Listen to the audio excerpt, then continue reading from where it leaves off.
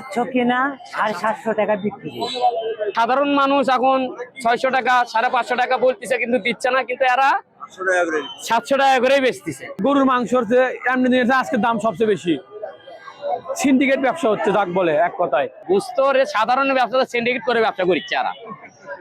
এর আগে মনে করলেন এই যে যেমন ধরেন কিছু কিছু লোক হচ্ছে এখানে, তারা বেচতেছে 720 টাকা করে বেচতেছে।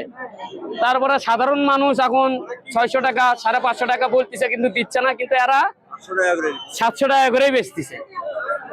তো এ কারণে দেখলাম যে আগের মতন আগের থেকে এবারের গোস্তর দামটা একটু বেশি। 700 কিনা 750 টাকা বিক্রি। যাই যেভাবে নিয়ে আসছে ওজন করে আমরা কিনেছি, ওইভাবেই বিক্রি হচ্ছে। যারা কুরবানি দেয়নি তারাই কিনেছে। তাও তো প্রায় 1 মণ। এখানে আসে দেখতেছে অনেক লোক মাংস নিয়ে আসতেছে, নিয়ে আসে সেগুলো বিক্রি করতেছে, সাধারণ পাবলিক সেগুলো কিনতেছে। কিন্তু আসলে আপনার হলে গরুর মাংসর চেয়ে এমনি দিনে আজকের দাম সবচেয়ে বেশি। সিন্ডিকেট ব্যবসা হচ্ছে, যাক বলে এক কথায়।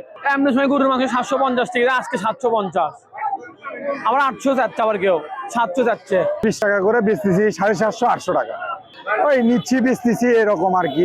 কিনতেছি, বেচতেছি না, এখানে এসে ওই যে আপনাদের যারা বিক্রি করে তাদের থেকে নিচ্ছি। বাজার ভাই আমরা কিনছি 700, বিক্রি করছি 750। তবে অন্য বারের চেয়ে এবার আমদানি কম। গ্রাহক আছে, বিক্রেতা আছে, কিন্তু গ্রাহক নাই। তো যাই হোক, অন্য বারের মতো গোস্ত আমদানি নাই, এবার কম।